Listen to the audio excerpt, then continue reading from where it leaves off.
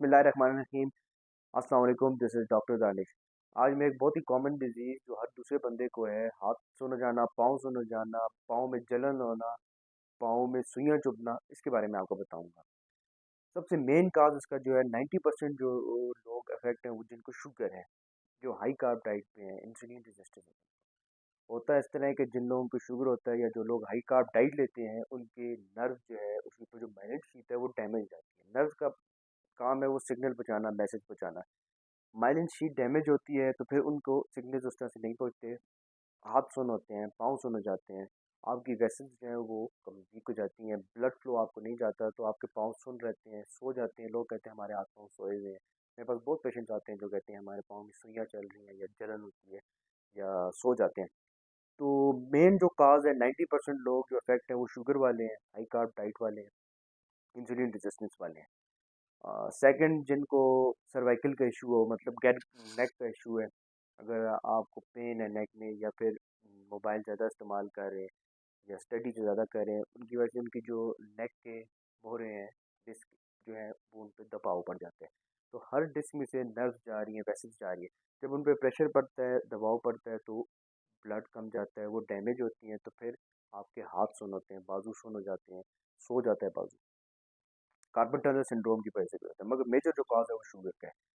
तो इसके बारे में यह है कि मैं आपको कुछ एक्सरसाइजेस गाइड करूंगा कि ये एक्सरसाइज आप करें, इंशाल्लाह आपके जो हाथ पाँव सुन होते हैं वो बेहतर हो जाएंगे। सबसे पहले आप कोई भी बॉल ले सकते हैं। अगर आपके हाथों से स्टार्ट करते हैं, हाथ सुन होते हैं, हाथों में सुइयाँ चुभती हैं या फिर आपको जो है वो सो जाती हैं, आपने एक बॉल लेनी है।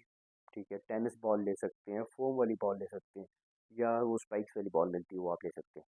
हाथों में लेके आपने इस तरह से रोल करना है, दबा के। ठीक है, पहले आगे पीछे इस तरह हाथों में रोल करना है, फिर इसी को हाथों के अंदर सर्कुलेटरी मोशन करना है, मतलब घुमाना है। या आपने 5-5 मिनट के लिए करना है, 5 मिनट तक ऐसे आपने घुमाते रहना है। अगर आप थक जाते हैं तो आप 2 मिनट तक करें, फिर रेस्ट ले लें, दोबारा से जो है वो उसको स्टार्ट कर लें आप हैंड्स को। ठीक है, सबसे पहले तो आपने बॉल हाथ में लेके एक्सरसाइज करेंगे। सेकंड आपने क्या करना है, फिंगर्स को इस तरह से हाथ सीधा रख के ऐसे आपने स्ट्रेच देना है। स्ट्रेच देंगे, 5 सेकंड के लिए होल्ड रखेंगे, फिर रिलैक्स रखेंगे। सेम दूसरे हाथ पे रिपीट करेंगे, 5 सेकंड होल्ड रखेंगे, देन रिलैक्स। ठीक है, रिस्ट को भी आप इस तरह स्ट्रेच दे सकते हैं, या आपने इस तरह स्ट्रेच दिया रिस्ट के लिए। ठीक है, फिर आप शोल्डर को स्ट्रेच दे सकते हैं, यहाँ से इस तरह हाथ रख के ये स्ट्रेच देंगे, फिर रिलैक्स रखेंगे, फिर दूसरे शोल्डर को स्ट्रेच देंगे, रिलैक्स रखेंगे। ये 10 to 15 टाइम्स आप रिपीट करेंगे और 5-5 सेकंड आपने होल्ड करना है। आप गर्दन को भी स्ट्रेचेस दे सकते हैं, इस तरह से गर्दन को पकड़ के स्ट्रेच देंगे, फिर रिलैक्स रखेंगे। ये आपके जो बाजू, शोल्डर, हाथ सुन होते हैं उसके लिए। दूसरी साइड पे आप स्ट्रेच देंगे, 5 सेकंड होल्ड रखेंगे, फिर रिलैक्स रखेंगे। अगर आपके पाँव सुन होते हैं, पाँव में जलन होती है या आपको सुइयाँ चुभती हैं पाँव में, तो आप पाँव के लिए क्या करेंगे, बॉल पाँव के नीचे रखेंगे। ठीक है, प्रेस करेंगे, दबाएंगे, फिर उसको नीचे इस तरह आहिस्ता आहिस्ता इसको प्रेशर दे के चलाएंगे। इससे ये है कि आपके जो पाँव सुन हो रहा है, सुइयाँ चुभ रही है, सो रहे हैं नीचे, बॉल की मूवमेंट से ब्लड फ्लो बेहतर होगा। जिस तरह जैसे ब्लड फ्लो बेहतर होता जाएगा, आपको जो है ये पाँव सुन होना, सुइयाँ चुभना, ये आहिस्ता आहिस्ता ख़त्म होती जाएंगी। ये आपने 20 to 30 टाइम्स रिपीट करना है, फिर रेस्ट देना है। फिर आपने इसी तरह दूसरे पाँव को नीचे रख के रोटेट देना है, इसी तरह घुमाना है। 20 to 30 टाइम्स किया, फिर दोबारा आप इस पाँव पे आ जाएंगे, ज़ोर से प्रेस करके ये इस तरह, फिर इसको आप ऐसे रखेंगे। फिर 30 टाइम्स यहाँ पे कर लिया, 30 टाइम्स उधर कर लिया, 3-3 आपने सेट लगाने हैं। ठीक है, बॉल से कर सकते हैं, स्पाइक्स वाली बॉल होगी, फोम वाली, या फिर टेनिस बॉल से, या फिर आप कोई भी फ्लास्क बॉटल लेके आप उसमें पानी डाल दें, बॉटल में बेशक नीचे रख के, या आप रोलर भी ले सकते हैं, कोई भी बेलना भी ले सकते हैं, आप वो भी यूज़ कर सकते हैं। ये देखें, इसके ऊपर ऐसे आपने रोटेट करना है। ठीक है, दबाना है और रोटेशन देनी है। 20 to 30 टाइम्स आपने रिपीट करना है। इसी तरह दूसरे पाँव पे आपने रिपीट करना है। 20 to 30 टाइम्स आपने जो है ये रिपीट करना है और 3 3 सेट लगाने हैं। सेकंड एक्सरसाइज पाँव के लिए ये है कि आपने इस तरह बैठना है, रिलैक्स हो गए, पीछे से आपने हील को उठाना है, उठा के पाँव के पंजों पे आपने रखना है, 5 सेकंड होल्ड रखना है, फिर रिलैक्स रखना है। फिर आगे से आपने पाँव के पंजों को उठाना है, 5 सेकंड होल्ड रखना है, फिर रिलैक्स। दोबारा रिपीट करना है, 5 सेकंड होल्ड, देन रिलैक्स। फिर आप उठाएंगे आगे से पंजों को, 5 second hold, then relax. 30 times आपने पंजों पे उठाना है अपने आप पाँव को, और 30 टाइम्स आपने पंजों को आगे से उठाना है।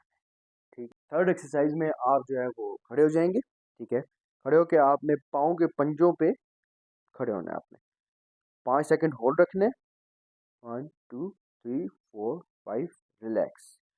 फिर आपने पाँव के पंजों को ऊपर उठाना है, 5 सेकंड तक होल्ड रखने, देन रिलैक्स। दोबारा रिपीट कर रहे हैं, 5 सेकंड के लिए आप ऊपर होल्ड रखेंगे, देखिए 5 सेकंड होल्ड, देन रिलैक्स। पाँव के पंजों को उठाएंगे, 5 second hold, relax. Fourth exercise में आपने स्ट्रेट खड़ा होना है, एक लेग को पीछे रखना है जिसको स्ट्रेच देना है। ठीक है, दूसरे पाँव को आगे रख के इस तरह। अब मेरी इस लेग को देखिए, ये बिल्कुल स्ट्रेट जा रही है। ठीक है, ये आपको स्ट्रेच आ रहा है, ये ऐसे स्ट्रेच आ रहा है। 5 सेकंड होल्ड रखना है, 1 2 3 4 5, देन रिलैक्स। इसी तरह सेम दूसरी टांग पे रिपीट करना है, 5 सेकंड होल्ड रखना है, देन रिलैक्स। अगेन आपको बता देता हूँ, आपने एक पाँव को अगले को टांग को बेंड करना है, 5 सेकंड होल्ड रख रहे हैं,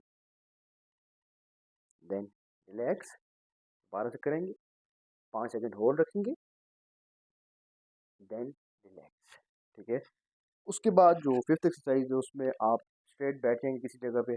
आप कोई भी rope, resistive band, towel, muffler use कर सकते हैं। स्ट्रेट आपने लेग्स को करना है, पाँव को जोड़ देना है, आपने इस तरह से मफलर को रखना है पाँव के पंजों के पीछे, और उनको ऊपर की तरफ इस तरह से आप रख के उनको ऊपर की तरफ आप खींचेंगे, 5 सेकंड तक होल्ड रखेंगे, फिर आप रिलैक्स करेंगे। अगेन रिपीट करेंगे, 5 सेकंड तक खींच के रखेंगे, देन रिलैक्स। ये आपने 20 to 30 टाइम्स रिपीट करनी है। मफलर के बगैर भी आप कर सकते हैं, मगर ज़्यादा इफेक्टिव मफलर के साथ या टॉवल या रजिस्टिव बैंड, कोई भी चीज़ आप उसके साथ कर सकते हैं। यही सारी एक्सरसाइज आपने दिन में 3 से 5 दफ़ा करनी है। शुगर के पेशेंट्स के लिए तो बहुत ज़रूरी है, जितनी ज़्यादा एक्सरसाइज करेंगे उतना बेहतर है। अच्छा, एक और ज़रूरी बात बतानी थी कि शुगर के पेशेंट अपने पाँव का ख्याल अपने फेस से ज़्यादा रखें। रीज़न ये है कि पाँव में ब्लड सर्कुलेशन कम हो जाती है शुगर के पेशेंट्स को, जिसकी वजह से पाँव पे ज़ख़म बनने शुरू हो जाते हैं, पाँव सुन्न होते हैं। जब ज़ख़म बनते हैं तो वो ज़ख़म ठीक नहीं होता, शुगर के पेशेंट का ज़ख़म हील नहीं होता, तो वो आहिस्ता आहिस्ता ज़ख़म बढ़ता जाता है, पाँव पूरा ख़राब हो जाता है, कभी कभी टांग भी ख़राब हो जाती है। तो आपने देखा होगा काफ़ी पेशेंट्स के पाँव काट देते हैं या टांग को काट देते हैं। तो उस चीज़ से बचने से ये है कि आप अपनी एक्सरसाइज बढ़ा दें, पाँव की एक्सरसाइज ज़्यादा करें। ठीक है, आप एक्सरसाइज के साथ साथ ये भी कर सकते हैं कि आप 3 से 5 दिन के लिए एक टब ले लें, उसमें गर्म पानी डालें, नीम गर्म पानी हो, बहुत ठंडा पानी भी ना हो, गर्म पानी, ज़्यादा गर्म ना हो। 1 चम्मच नमक डाल दें, पाँव को टांगों को डुबो के रखें, 8 मिनट उनको डुबो के रखें, उसके बाद बाहर निकालें, फिर उसको खुश्क करके ऑयल से मसाज कर लें ताकि खुश्क ना हो जाए, और उसके बाद आप एक्सरसाइज करें। एक्सरसाइज से यह ब्लड सर्कुलेशन आपकी बढ़ती रहेगी, और ये है कि आपको ज़ख़म नहीं होगा। तो इंशाल्लाह मैं अपनी नेक्स्ट वीडियो में शुगर के बारे में, और जिनका वेट ज़्यादा है, हाई कार्ब डाइट में है, तो उनके लिए मैं डाइट बताऊंगा, एक्सरसाइज भी बताऊंगा। तो मेरी नेक्स्ट वीडियो का इंतज़ार कीजिएगा, और वीडियो को लाइक और शेयर करना ना भूलिएगा।